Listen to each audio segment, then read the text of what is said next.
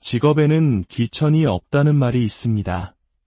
불법적인 일이 아니라면 자신의 자리에서 성실하게 땀 흘리는 모든 사람은 존중받아 마땅하다고 저 역시 믿습니다.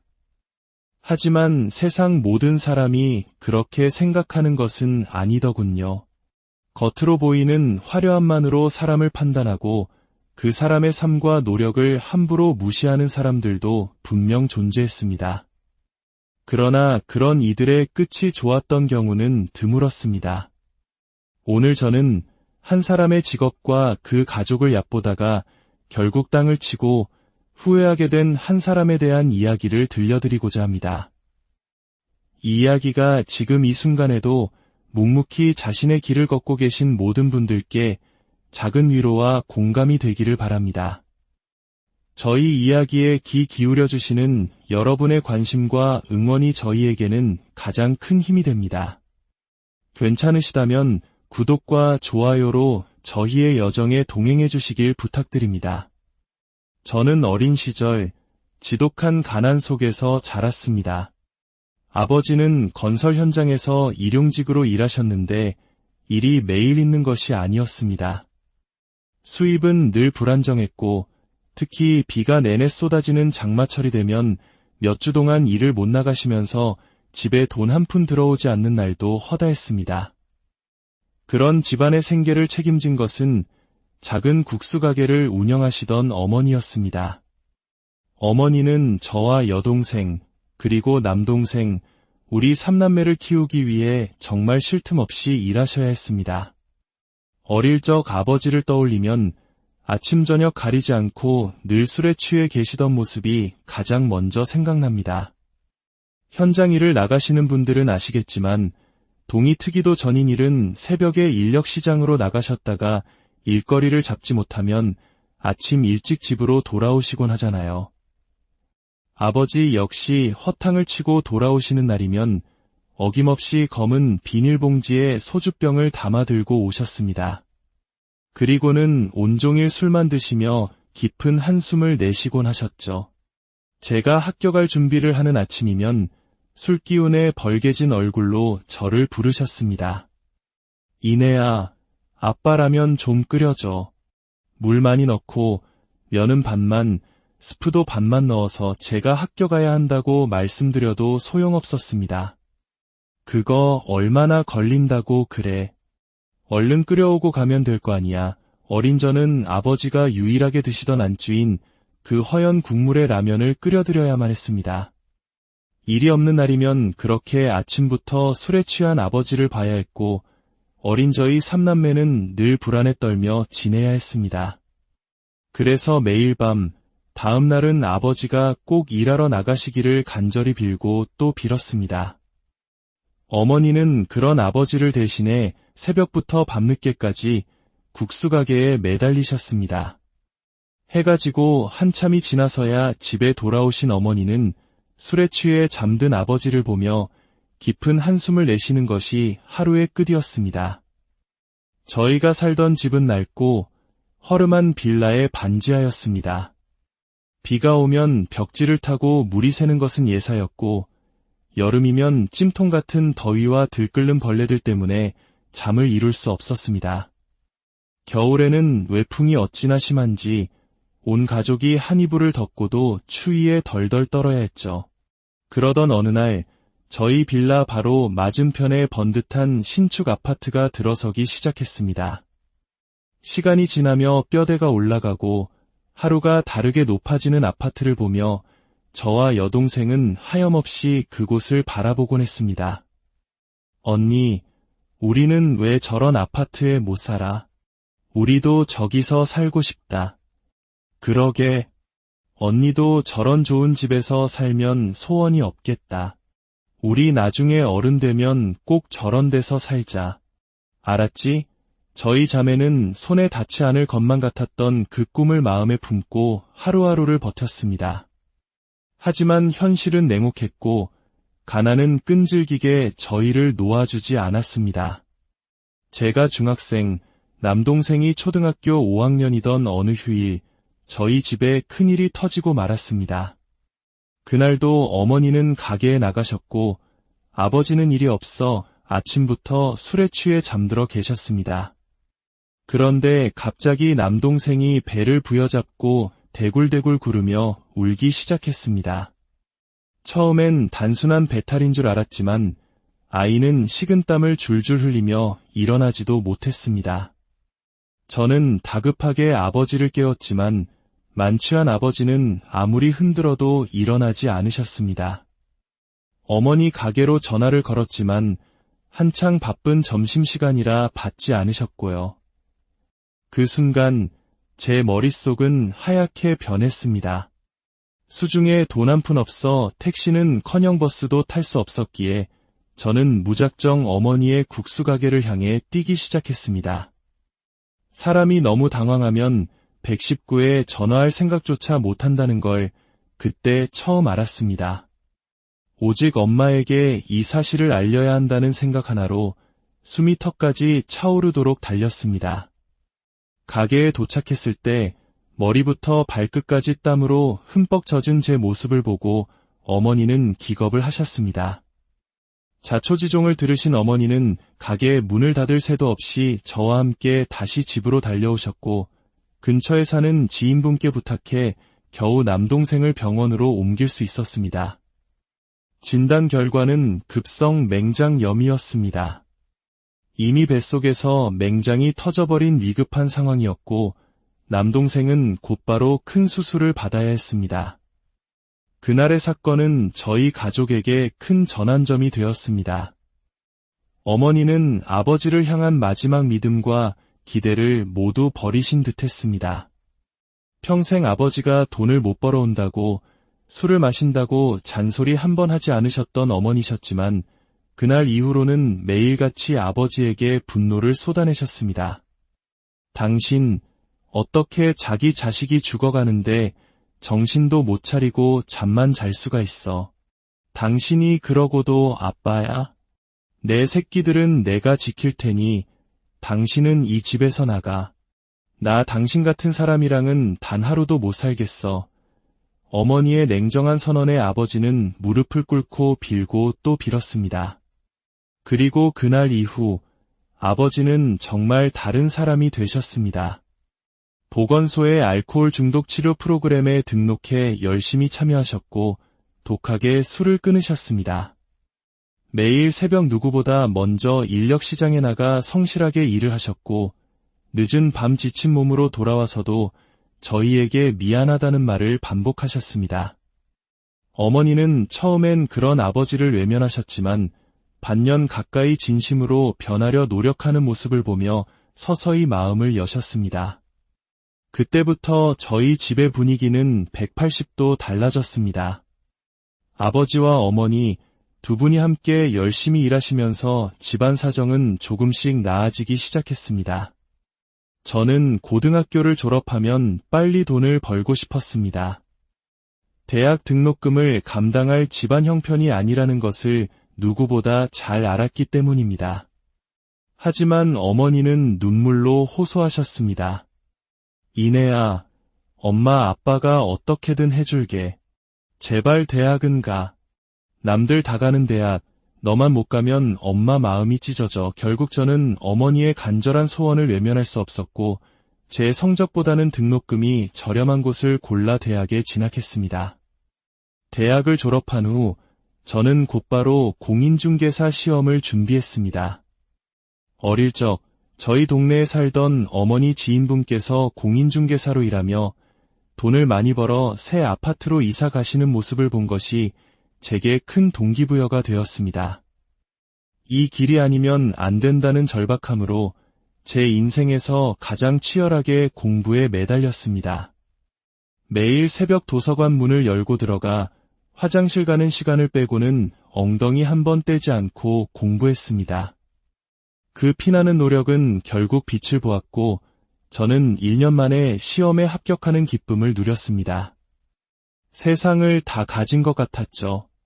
초년생 시절에는 서툰 일 처리로 고객에게 혼나거나 계약을 놓치는 일도 많았지만 그때마다 책상 위에 적어둔 다짐들을 되새기며 마음을 다잡았습니다. 공부를 게을리하지 말자. 친절은 기본, 인맥은 자산이다.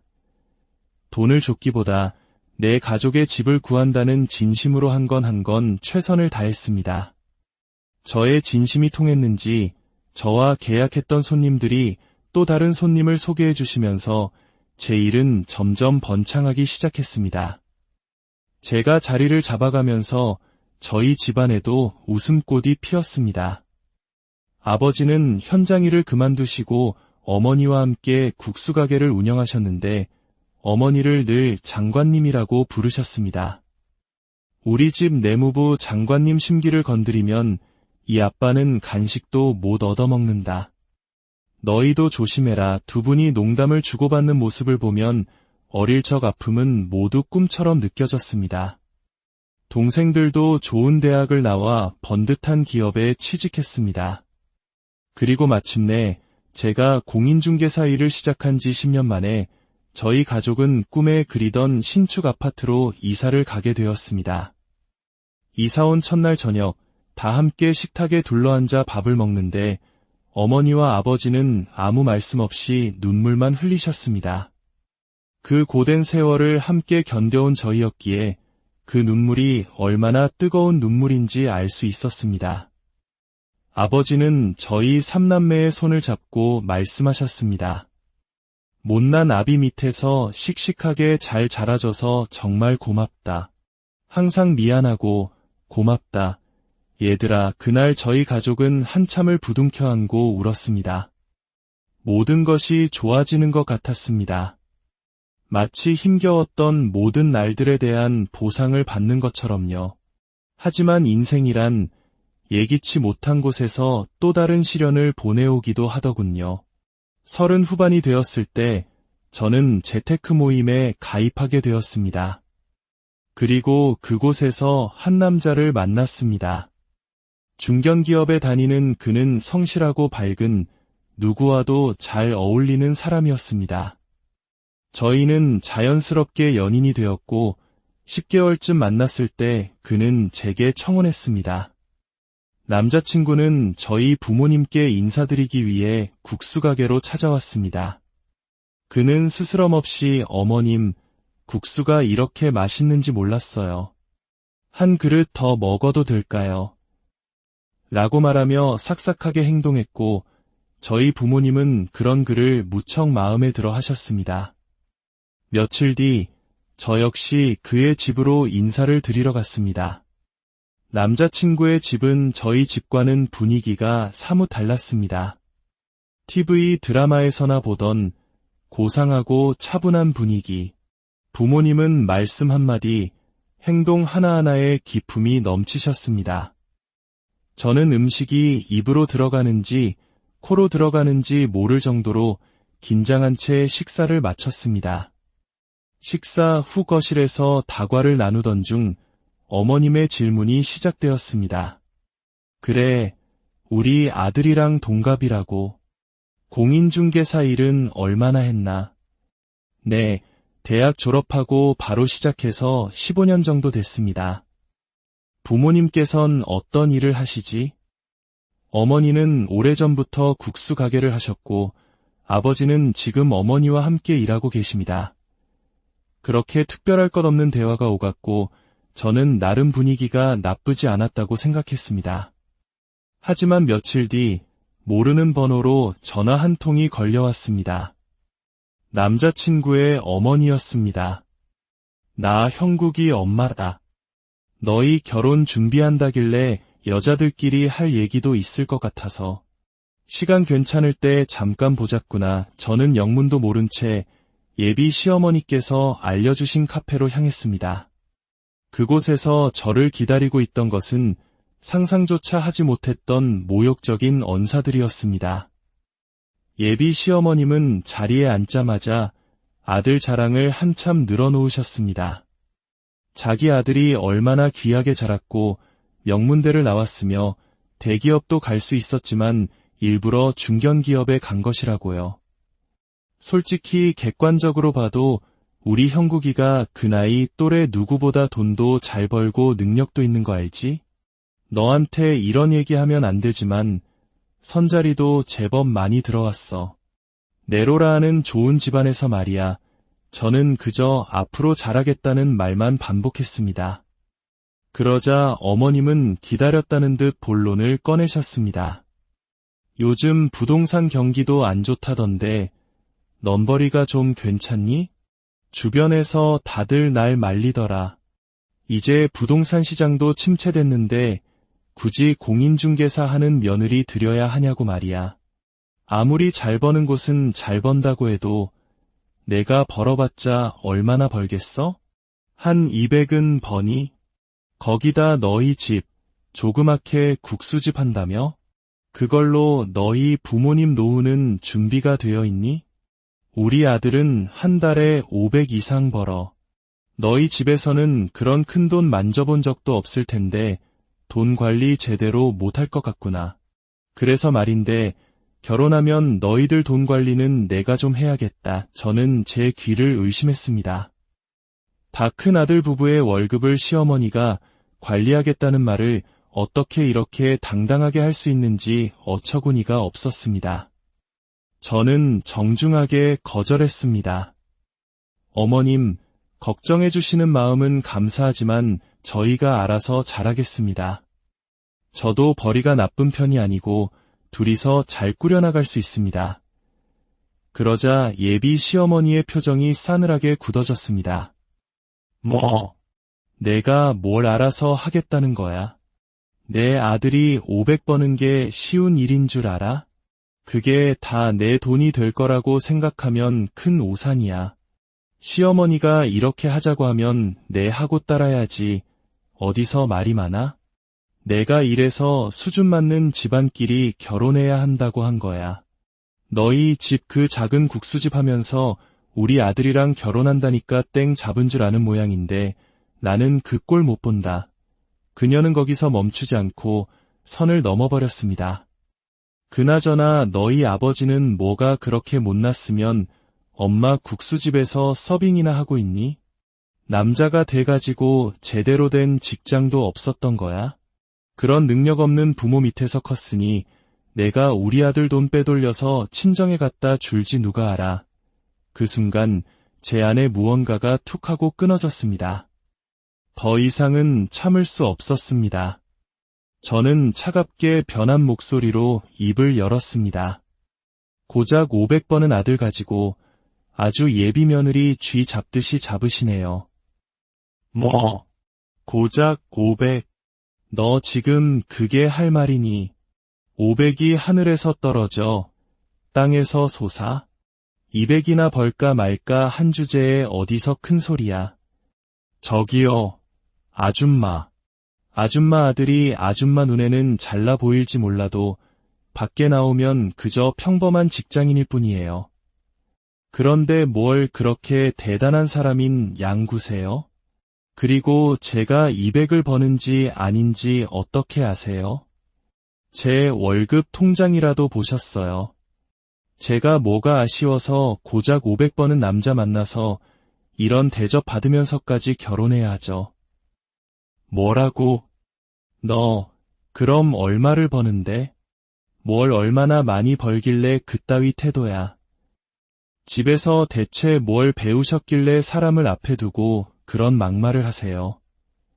아줌마야말로 그 별볼일 없는 집안 수준 잘 보여주고 계시네요. 저는 제 앞에 놓인 커피잔을 들어 한 모금 마신 뒤 차분하지만 단호하게 말을 이었습니다. 아줌마가 그토록 무시했던 제 직업과 제 부모님의 땀의 가치를 제대로 직업에는 귀천이 없다는 말이 있습니다. 불법적인 일이 아니라면 자신의 자리에서 성실하게 땀 흘리는 모든 사람은 존중받아 마땅하다고 저 역시 믿습니다. 하지만 세상 모든 사람이 그렇게 생각하는 것은 아니더군요. 겉으로 보이는 화려함만으로 사람을 판단하고 그 사람의 삶과 노력을 함부로 무시하는 사람들도 분명 존재했습니다.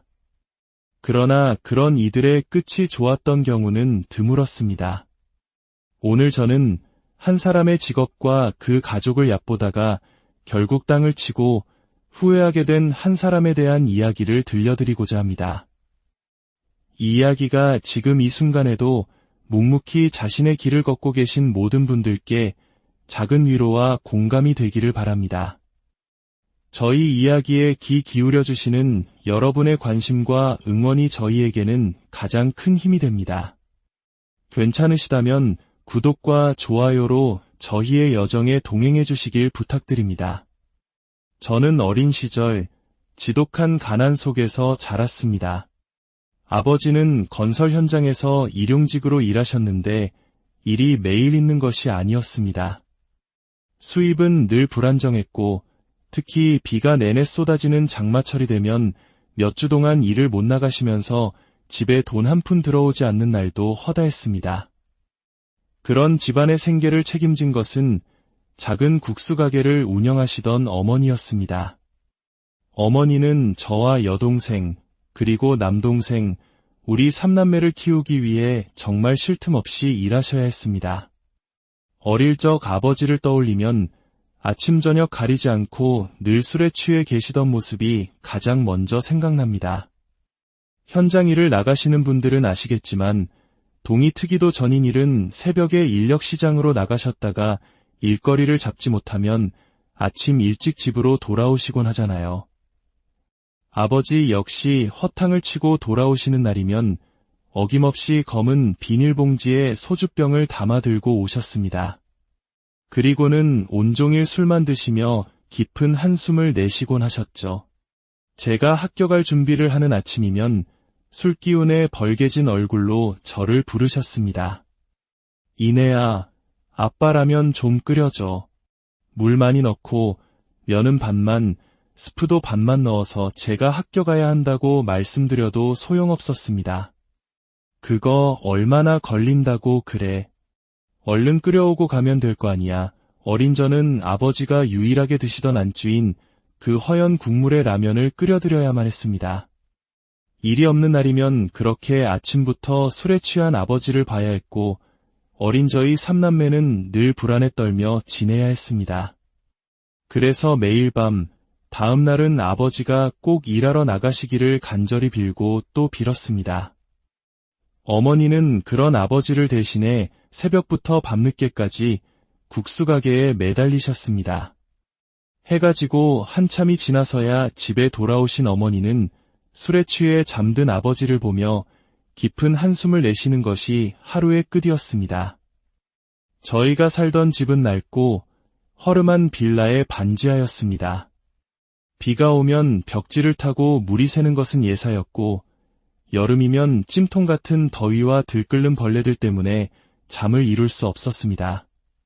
겨울에는 외풍이 어찌나 심한지 온 가족이 한 이불을 덮고도 추위에 덜덜 떨어야 했죠. 그러던 어느 날 저희 빌라 바로 맞은편에 번듯한 신축 아파트가 들어서기 시작했습니다. 시간이 지나며 뼈대가 올라가고 하루가 다르게 높아지는 아파트를 보며 저와 여동생은 하염없이 그곳을 바라보곤 했습니다. 언니, 우리는 왜 저런 아파트에 못 살아? 우리도 저기서 살고 싶다. 그러게, 언니도 저런 좋은 집에서 살면 소원이 없겠다. 우리 나중에 어른 되면 꼭 저런 데서 살자. 알았지? 저희 자매는 손에 닿지 않을 것만 같았던 그 꿈을 마음에 품고 하루하루를 버텼습니다. 하지만 현실은 냉혹했고 가난은 끈질기게 저희를 놓아주지 않았습니다. 제가 중학생, 남동생이 초등학교 5학년이던 어느 휴일, 저희 집에 큰일이 터지고 말았습니다. 그날도 어머니는 가게에 나가셨고 아버지는 일이 없어 아침부터 술에 취해 잠들어 계셨습니다. 그런데 갑자기 남동생이 배를 부여잡고 대굴대굴 구르며 울기 시작했습니다. 처음엔 단순한 배탈인 줄 알았지만 아이는 식은땀을 줄줄 흘리며 일어나지도 못했습니다. 저는 다급하게 아버지를 깨웠지만 만취한 아버지는 아무리 흔들어도 일어나지 않으셨습니다. 어머니 가게로 전화를 걸었지만 한창 바쁜 점심시간이라 받지 않으셨고요. 그 순간 제 머릿속은 하얗게 변했습니다. 수중에 돈 한 푼 없어 택시는 커녕 버스도 탈 수 없었기에 저는 무작정 어머니의 국수 가게를 향해 뛰기 시작했습니다. 사람이 너무 당황하면 119에 전화할 생각조차 못한다는 걸 그때 처음 알았습니다. 오직 엄마에게 이 사실을 알려야 한다는 생각 하나로 숨이 턱까지 차오르도록 달렸습니다. 가게에 도착했을 때 머리부터 발끝까지 땀으로 흠뻑 젖은 제 모습을 보고 어머니는 기겁을 하셨습니다. 자초지종을 들으신 어머니는 가게의 문을 닫을 새도 없이 저와 함께 다시 집으로 달려오셨고 근처에 사는 지인분께 부탁해 겨우 남동생을 병원으로 옮길 수 있었습니다. 진단 결과는 급성 맹장염이었습니다. 이미 뱃속에서 맹장이 터져버린 위급한 상황이었고 남동생은 곧바로 큰 수술을 받아야 했습니다. 그날의 사건은 저희 가족에게 큰 전환점이 되었습니다.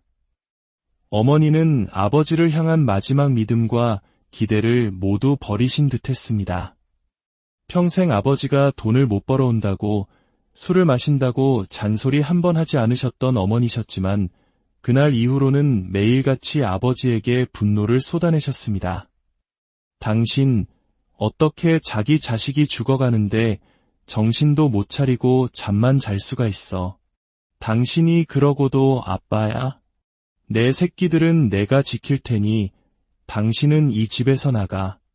나 당신 같은 사람이랑은 단 하루도 못 살겠어. 어머니의 냉정한 선언에 아버지는 무릎을 꿇고 빌고 또 빌었습니다.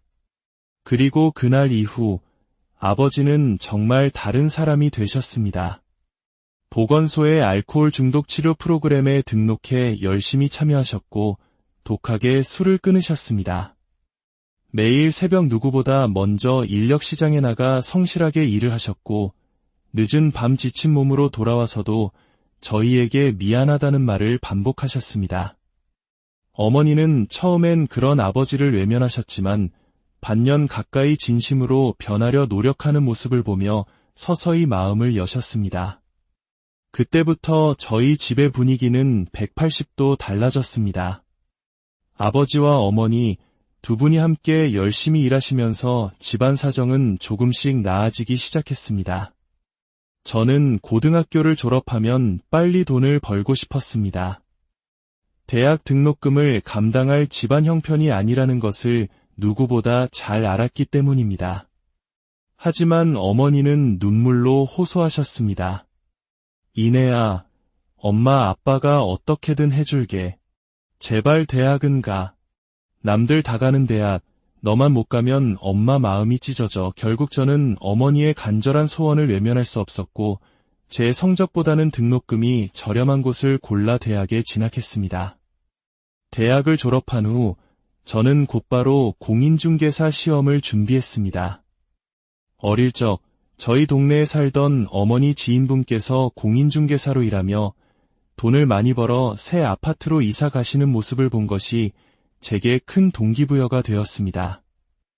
이 길이 아니면 안 된다는 절박함으로 제 인생에서 가장 치열하게 공부에 매달렸습니다. 매일 새벽 도서관 문을 열고 들어가 화장실 가는 시간을 빼고는 엉덩이 한 번 떼지 않고 공부했습니다. 그 피나는 노력은 결국 빛을 보았고 저는 1년 만에 시험에 합격하는 기쁨을 누렸습니다. 세상을 다 가진 것 같았죠. 초년생 시절에는 서툰 일 처리로 고객에게 혼나거나 계약을 놓치는 일도 많았지만 그때마다 책상 위에 적어둔 다짐들을 되새기며 마음을 다잡았습니다.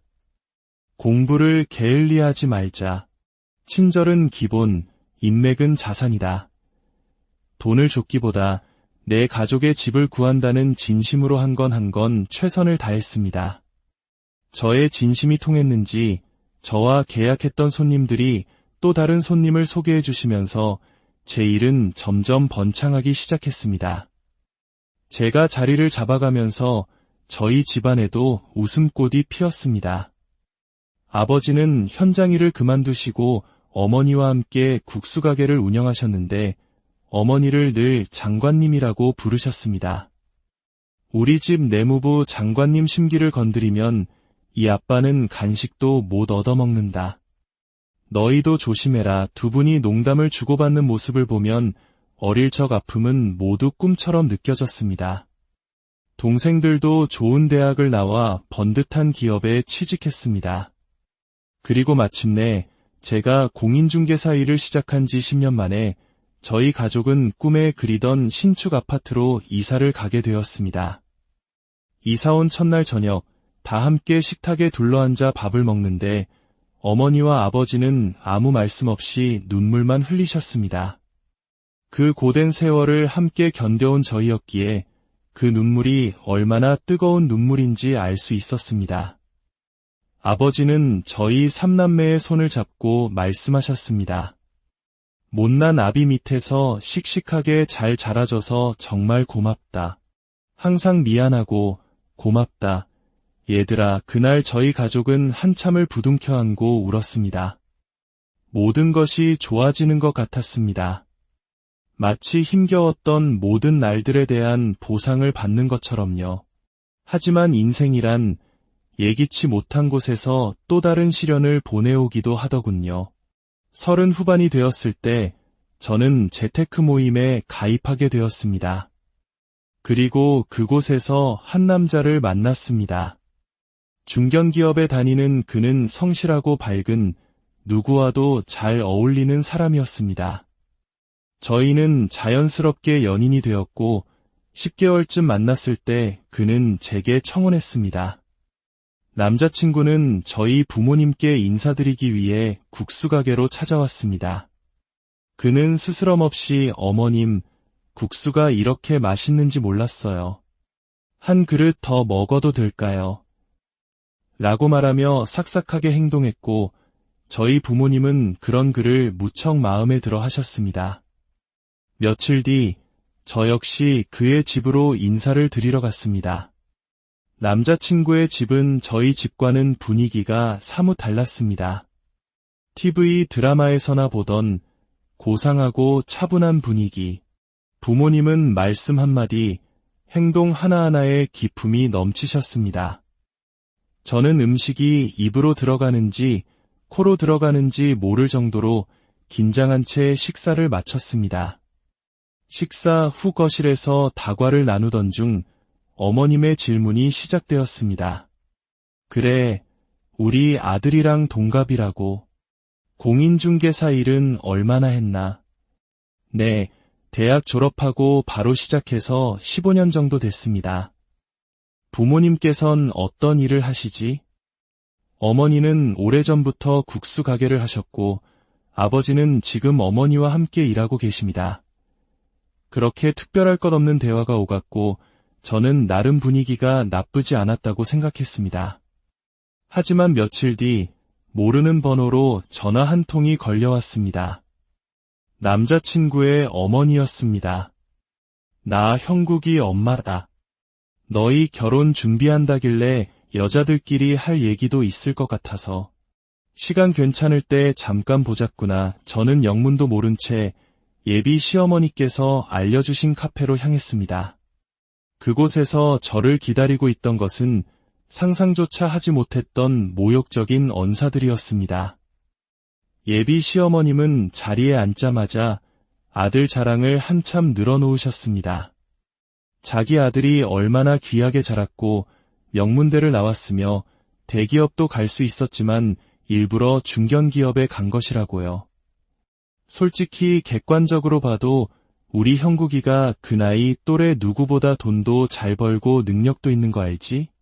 너한테 이런 얘기하면 안 되지만 선자리도 제법 많이 들어왔어. 네로라 하는 좋은 집안에서 말이야. 저는 그저 앞으로 잘하겠다는 말만 반복했습니다. 그러자 어머님은 기다렸다는 듯 본론을 꺼내셨습니다. 요즘 부동산 경기도 안 좋다던데 넘버리가 좀 괜찮니? 주변에서 다들 날 말리더라. 이제 부동산 시장도 침체됐는데 굳이 공인중개사 하는 며느리 들여야 하냐고 말이야. 아무리 잘 버는 곳은 잘 번다고 해도 내가 벌어봤자 얼마나 벌겠어? 한 200은 버니? 거기다 너희 집, 조그맣게 국수집 한다며? 그걸로 너희 부모님 노후는 준비가 되어 있니? 우리 아들은 한 달에 500 이상 벌어.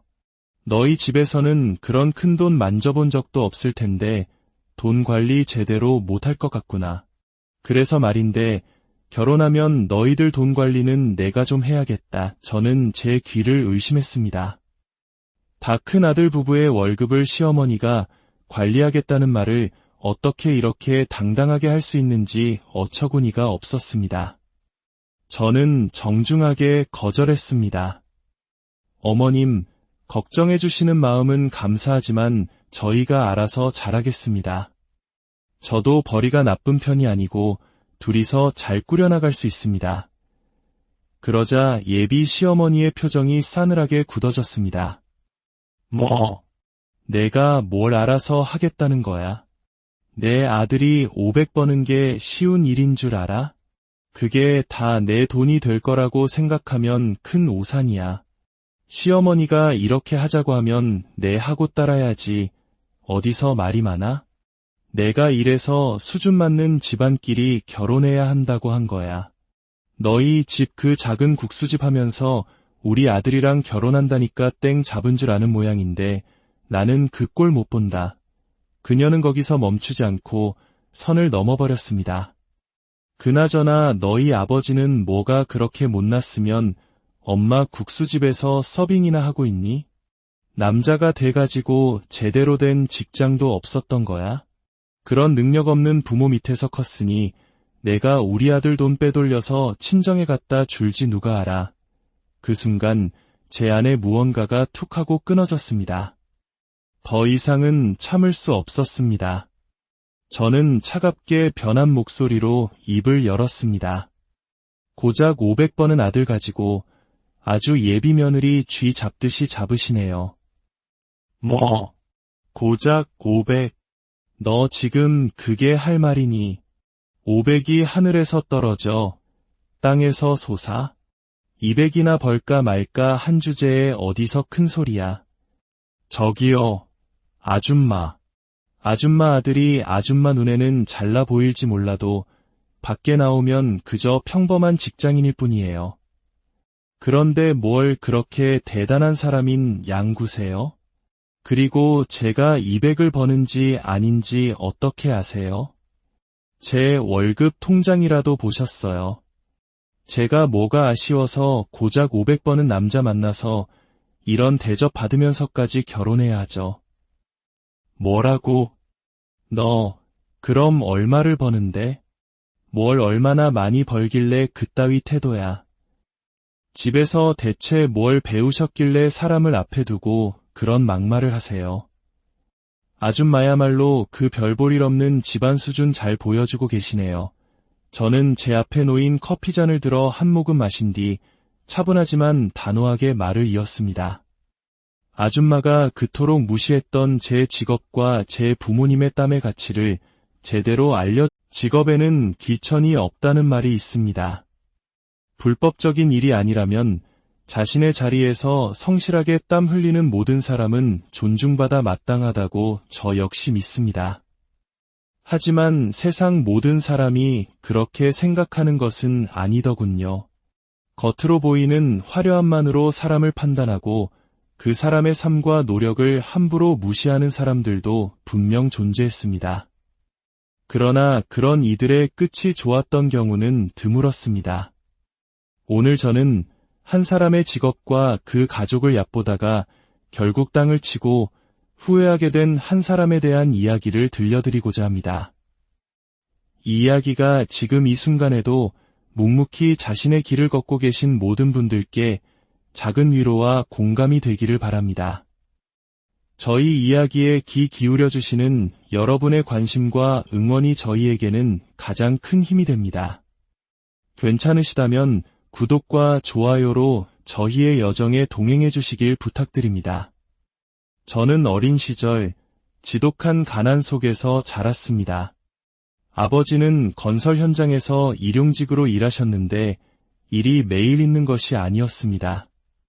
수입은 늘 불안정했고 특히 비가 내내 쏟아지는 장마철이 되면 몇 주 동안 일을 못 나가시면서 집에 돈 한 푼 들어오지 않는 날도 허다했습니다. 그런 집안의 생계를 책임진 것은 작은 국수 가게를 운영하시던 어머니였습니다. 어머니는 저와 여동생, 그리고 남동생, 우리 삼남매를 키우기 위해 정말 쉴 틈 없이 일하셔야 했습니다. 어릴 적 아버지를 떠올리면 아침 저녁 가리지 않고 늘 술에 취해 계시던 모습이 가장 먼저 생각납니다. 현장 일을 나가시는 분들은 아시겠지만 동이 트기도 전인 일은 새벽에 인력시장으로 나가셨다가 일거리를 잡지 못하면 아침 일찍 집으로 돌아오시곤 하잖아요. 아버지 역시 허탕을 치고 돌아오시는 날이면 어김없이 검은 비닐봉지에 소주병을 담아 들고 오셨습니다. 그리고는 온종일 술만 드시며 깊은 한숨을 내쉬곤 하셨죠. 제가 학교 갈 준비를 하는 아침이면 술기운에 벌개진 얼굴로 저를 부르셨습니다. 이내야, 아빠라면 좀 끓여줘. 물 많이 넣고 면은 반만, 스프도 반만 넣어서 제가 학교 가야 한다고 말씀드려도 소용없었습니다. 그거 얼마나 걸린다고 그래. 얼른 끓여오고 가면 될 거 아니야. 어린 저는 아버지가 유일하게 드시던 안주인 그 허연 국물의 라면을 끓여드려야만 했습니다. 일이 없는 날이면 그렇게 아침부터 술에 취한 아버지를 봐야 했고 어린 저희 삼남매는 늘 불안에 떨며 지내야 했습니다. 그래서 매일 밤 다음 날은 아버지가 꼭 일하러 나가시기를 간절히 빌고 또 빌었습니다. 어머니는 그런 아버지를 대신해 새벽부터 밤늦게까지 국수 가게에 매달리셨습니다. 해가 지고 한참이 지나서야 집에 돌아오신 어머니는 술에 취해 잠든 아버지를 보며 깊은 한숨을 내쉬는 것이 하루의 끝이었습니다. 저희가 살던 집은 낡고 허름한 빌라의 반지하였습니다. 비가 오면 벽지를 타고 물이 새는 것은 예사였고 여름이면 찜통 같은 더위와 들끓는 벌레들 때문에 잠을 이룰 수 없었습니다. 겨울에는 외풍이 어찌나 심한지 온 가족이 한 이불을 덮고도 추위에 덜덜 떨어야 했죠. 그러던 어느 날 저희 빌라 바로 맞은편에 번듯한 신축 아파트가 들어서기 시작했습니다. 시간이 지나며 뼈대가 올라가고 하루가 다르게 높아지는 아파트를 보며 저와 여동생은 하염없이 그곳을 바라보곤 했습니다. 언니, 우리는 왜 저런 아파트에 못 살아? 우리도 저기서 살고 싶다. 그러게, 언니도 저런 좋은 집에서 살면 소원이 없겠다. 우리 나중에 어른 되면 꼭 저런 데서 살자. 알았지? 저희 자매는 손에 닿지 않을 것만 같았던 그 꿈을 마음에 품고 하루하루를 버텼습니다. 하지만 현실은 냉혹했고 가난은 끈질기게 저희를 놓아주지 않았습니다. 제가 중학생, 남동생이 초등학교 5학년이던 어느 휴일, 저희 집에 큰일이 터지고 말았습니다. 그날도 어머니는 가게에 나가셨고 아버지는 일이 없어 아침부터 술에 취해 잠들어 계셨습니다. 그런데 갑자기 남동생이 배를 부여잡고 대굴대굴 구르며 울기 시작했습니다. 처음엔 단순한 배탈인 줄 알았지만 아이는 식은땀을 줄줄 흘리며 일어나지도 못했습니다. 저는 다급하게 아버지를 깨웠지만 만취한 아버지는 아무리 흔들어도 일어나지 않으셨습니다. 어머니 가게로 전화를 걸었지만 한창 바쁜 점심시간이라 받지 않으셨고요. 그 순간 제 머릿속은 하얗게 변했습니다. 수중에 돈 한 푼 없어 택시는커녕 버스도 탈 수 없었기에 저는 무작정 어머니의 국수 가게를 향해 뛰기 시작했습니다. 사람이 너무 당황하면 119에 전화할 생각조차 못한다는 걸 그때 처음 알았습니다. 오직 엄마에게 이 사실을 알려야 한다는 생각 하나로 숨이 턱까지 차오르도록 달렸습니다. 가게에 도착했을 때 머리부터 발끝까지 땀으로 흠뻑 젖은 제 모습을 보고 어머니는 기겁을 하셨습니다. 자초지종을 들으신 어머니는 가게에 문을 닫을 새도 없이 저와 함께 다시 집으로 달려오셨고 근처에 사는 지인분께 부탁해 겨우 남동생을 병원으로 옮길 수 있었습니다. 진단 결과는 급성 맹장염이었습니다. 이미 뱃속에서 맹장이 터져버린 위급한 상황이었고 남동생은 곧바로 큰 수술을 받아야 했습니다.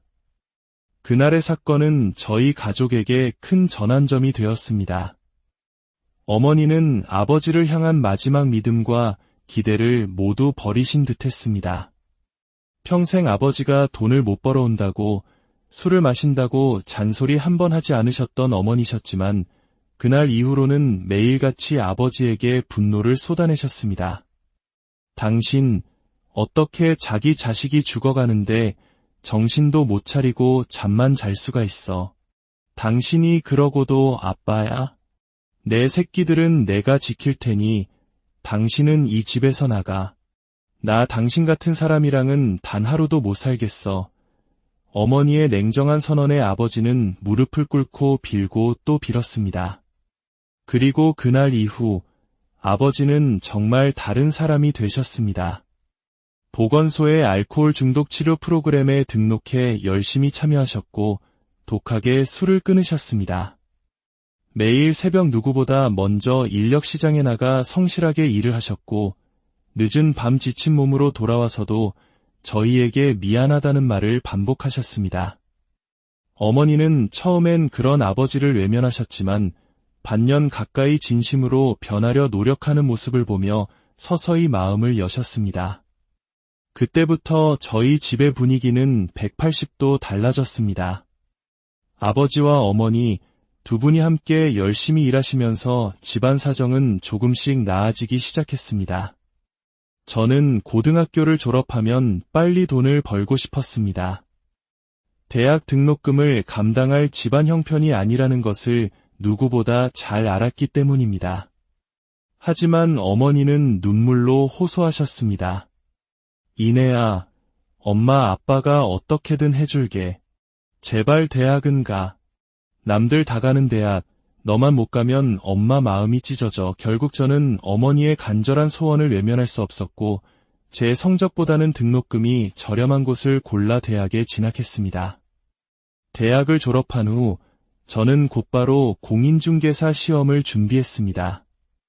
어릴 적 저희 동네에 살던 어머니 지인분께서 공인중개사로 일하며 돈을 많이 벌어 새 아파트로 이사 가시는 모습을 본 것이 제게 큰 동기부여가 되었습니다. 이 길이 아니면 안 된다는 절박함으로 제 인생에서 가장 치열하게 공부에 매달렸습니다. 매일 새벽 도서관 문을 열고 들어가 화장실 가는 시간을 빼고는 엉덩이 한 번 떼지 않고 공부했습니다. 그 피나는 노력은 결국 빛을 보았고 저는 1년 만에 시험에 합격하는 기쁨을 누렸습니다. 세상을 다 가진 것 같았죠. 초년생 시절에는 서툰 일 처리로 고객에게 혼나거나 계약을 놓치는 일도 많았지만 그때마다 책상 위에 적어둔 다짐들을 되새기며 마음을 다잡았습니다. 공부를 게을리하지 말자. 친절은 기본, 인맥은 자산이다. 돈을 줬기보다 내 가족의 집을 구한다는 진심으로 한 건 최선을 다했습니다. 저의 진심이 통했는지 저와 계약했던 손님들이 또 다른 손님을 소개해 주시면서 제 일은 점점 번창하기 시작했습니다. 제가 자리를 잡아가면서 저희 집안에도 웃음꽃이 피었습니다. 아버지는 현장 일을 그만두시고 어머니와 함께 국수 가게를 운영하셨는데 어머니를 늘 장관님이라고 부르셨습니다. 우리 집 내무부 장관님 심기를 건드리면 이 아빠는 간식도 못 얻어먹는다. 너희도 조심해라. 두 분이 농담을 주고받는 모습을 보면 어릴 적 아픔은 모두 꿈처럼 느껴졌습니다. 동생들도 좋은 대학을 나와 번듯한 기업에 취직했습니다. 그리고 마침내 제가 공인중개사 일을 시작한 지 10년 만에 저희 가족은 꿈에 그리던 신축 아파트로 이사를 가게 되었습니다.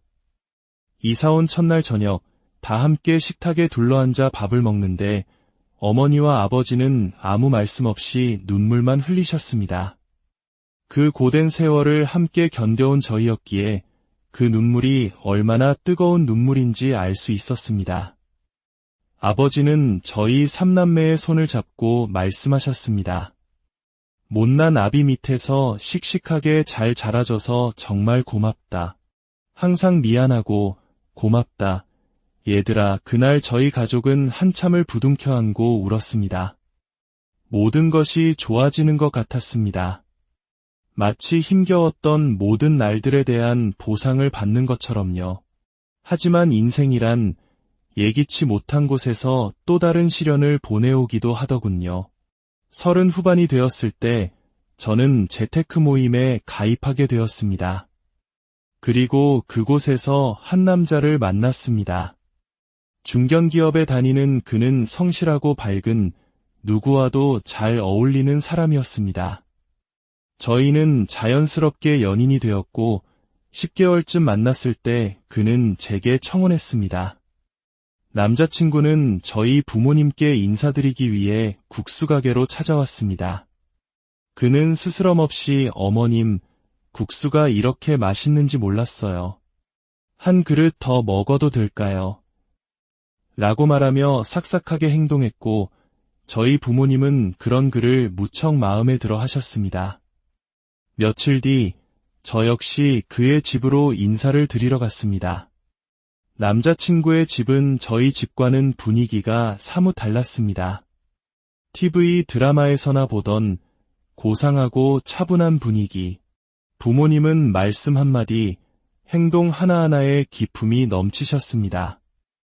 저는 음식이 입으로 들어가는지 코로 들어가는지 모를 정도로 긴장한 채 식사를 마쳤습니다. 식사 후 거실에서 다과를 나누던 중 어머님의 질문이 시작되었습니다. 그래, 우리 아들이랑 동갑이라고. 공인중개사 일은 얼마나 했나? 네, 대학 졸업하고 바로 시작해서 15년 정도 됐습니다. 부모님께선 어떤 일을 하시지? 어머니는 오래전부터 국수 가게를 하셨고 아버지는 지금 어머니와 함께 일하고 계십니다. 그렇게 특별할 것 없는 대화가 오갔고 저는 나름 분위기가 나쁘지 않았다고 생각했습니다. 하지만 며칠 뒤 모르는 번호로 전화 한 통이 걸려왔습니다. 남자친구의 어머니였습니다. 나 형국이 엄마다. 너희 결혼 준비한다길래 여자들끼리 할 얘기도 있을 것 같아서. 시간 괜찮을 때 잠깐 보자꾸나. 저는 영문도 모른 채 예비 시어머니께서 알려주신 카페로 향했습니다. 그곳에서 저를 기다리고 있던 것은 상상조차 하지 못했던 모욕적인 언사들이었습니다. 예비 시어머님은 자리에 앉자마자 아들 자랑을 한참 늘어놓으셨습니다. 자기 아들이 얼마나 귀하게 자랐고 명문대를 나왔으며 대기업도 갈 수 있었지만 일부러 중견기업에 간 것이라고요. 솔직히 객관적으로 봐도 우리 형국이가 그 나이 또래 누구보다 돈도 잘 벌고 능력도 있는 거 알지? 너한테 이런 얘기하면 안 되지만 선자리도 제법 많이 들어왔어. 네로라 하는 좋은 집안에서 말이야. 저는 그저 앞으로 잘하겠다는 말만 반복했습니다. 그러자 어머님은 기다렸다는 듯 본론을 꺼내셨습니다. 요즘 부동산 경기도 안 좋다던데 넘버리가 좀 괜찮니? 주변에서 다들 날 말리더라. 이제 부동산 시장도 침체됐는데 굳이 공인중개사 하는 며느리 들여야 하냐고 말이야. 아무리 잘 버는 곳은 잘 번다고 해도 내가 벌어봤자 얼마나 벌겠어? 한 200은 버니? 거기다 너희 집 조그맣게 국수집 한다며? 그걸로 너희 부모님 노후는 준비가 되어 있니? 우리 아들은 한 달에 500 이상 벌어. 너희 집에서는 그런 큰 돈 만져본 적도 없을 텐데 돈 관리 제대로 못할 것 같구나. 그래서 말인데 결혼하면 너희들 돈 관리는 내가 좀 해야겠다. 저는 제 귀를 의심했습니다. 다 큰 아들 부부의 월급을 시어머니가 관리하겠다는 말을 어떻게 이렇게 당당하게 할 수 있는지 어처구니가 없었습니다. 저는 정중하게 거절했습니다. 어머님, 걱정해 주시는 마음은 감사하지만 저희가 알아서 잘하겠습니다. 저도 벌이가 나쁜 편이 아니고 둘이서 잘 꾸려나갈 수 있습니다. 그러자 예비 시어머니의 표정이 싸늘하게 굳어졌습니다. 뭐, 내가 뭘 알아서 하겠다는 거야? 내 아들이 500버는 게 쉬운 일인 줄 알아? 그게 다 내 돈이 될 거라고 생각하면 큰 오산이야. 시어머니가 이렇게 하자고 하면 내 하고 따라야지. 어디서 말이 많아? 내가 이래서 수준 맞는 집안끼리 결혼해야 한다고 한 거야. 너희 집 그 작은 국수집 하면서 우리 아들이랑 결혼한다니까 땡 잡은 줄 아는 모양인데 나는 그 꼴 못 본다. 그녀는 거기서 멈추지 않고 선을 넘어버렸습니다. 그나저나 너희 아버지는 뭐가 그렇게 못났으면 엄마 국수집에서 서빙이나 하고 있니? 남자가 돼가지고 제대로 된 직장도 없었던 거야? 그런 능력 없는 부모 밑에서 컸으니 내가 우리 아들 돈 빼돌려서 친정에 갖다 줄지 누가 알아. 그 순간 제 안에 무언가가 툭 하고 끊어졌습니다. 더 이상은 참을 수 없었습니다. 저는 차갑게 변한 목소리로 입을 열었습니다. 고작 500번은 아들 가지고 아주 예비 며느리 쥐 잡듯이 잡으시네요. 뭐, 고작 500. 너 지금 그게 할 말이니? 500이 하늘에서 떨어져 땅에서 솟아? 200이나 벌까 말까 한 주제에 어디서 큰 소리야. 저기요, 아줌마. 아줌마 아들이 아줌마 눈에는 잘나 보일지 몰라도 밖에 나오면 그저 평범한 직장인일 뿐이에요. 그런데 뭘 그렇게 대단한 사람인 양구세요? 그리고 제가 200을 버는지 아닌지 어떻게 아세요? 제 월급 통장이라도 보셨어요. 제가 뭐가 아쉬워서 고작 500번은 남자 만나서 이런 대접 받으면서까지 결혼해야 하죠. 뭐라고? 너, 그럼 얼마를 버는데? 뭘 얼마나 많이 벌길래 그따위 태도야. 집에서 대체 뭘 배우셨길래 사람을 앞에 두고 그런 막말을 하세요. 아줌마야말로 그 별볼일 없는 집안 수준 잘 보여주고 계시네요. 저는 제 앞에 놓인 커피잔을 들어 한 모금 마신 뒤 차분하지만 단호하게 말을 이었습니다. 아줌마가 그토록 무시했던 제 직업과 제 부모님의 땀의 가치를 제대로 직업에는 귀천이 없다는 말이 있습니다. 불법적인 일이 아니라면 자신의 자리에서 성실하게 땀 흘리는 모든 사람은 존중받아 마땅하다고 저 역시 믿습니다. 하지만 세상 모든 사람이 그렇게 생각하는 것은 아니더군요. 겉으로 보이는 화려함만으로 사람을 판단하고 그 사람의 삶과 노력을 함부로 무시하는 사람들도 분명 존재했습니다. 그러나 그런 이들의 끝이 좋았던 경우는 드물었습니다. 오늘 저는 한 사람의 직업과 그 가족을 얕보다가 결국 땅을 치고 후회하게 된 한 사람에 대한 이야기를 들려드리고자 합니다. 이 이야기가 지금 이 순간에도 묵묵히 자신의 길을 걷고 계신 모든 분들께 작은 위로와 공감이 되기를 바랍니다. 저희 이야기에 귀 기울여주시는 여러분의 관심과 응원이 저희에게는 가장 큰 힘이 됩니다. 괜찮으시다면 구독과 좋아요로 저희의 여정에 동행해 주시길 부탁드립니다. 저는 어린 시절 지독한 가난 속에서 자랐습니다. 아버지는 건설 현장에서 일용직으로 일하셨는데 일이 매일 있는 것이 아니었습니다. 수입은 늘 불안정했고 특히 비가 내내 쏟아지는 장마철이 되면 몇 주 동안 일을 못 나가시면서 집에 돈 한 푼 들어오지 않는 날도 허다했습니다. 그런 집안의 생계를 책임진 것은 작은 국수 가게를 운영하시던 어머니였습니다. 어머니는 저와 여동생, 그리고 남동생, 우리 3남매를 키우기 위해 정말 쉴 틈 없이 일하셔야 했습니다. 어릴 적 아버지를 떠올리면 아침 저녁 가리지 않고 늘 술에 취해 계시던 모습이 가장 먼저 생각납니다. 현장 일을 나가시는 분들은 아시겠지만 동이 트기도 전인 일은 새벽에 인력시장으로 나가셨다가 일거리를 잡지 못하면 아침 일찍 집으로 돌아오시곤 하잖아요. 아버지 역시 허탕을 치고 돌아오시는 날이면 어김없이 검은 비닐봉지에 소주병을 담아 들고 오셨습니다. 그리고는 온종일 술만 드시며 깊은 한숨을 내쉬곤 하셨죠. 제가 학교 갈 준비를 하는 아침이면 술기운에 벌개진 얼굴로 저를 부르셨습니다.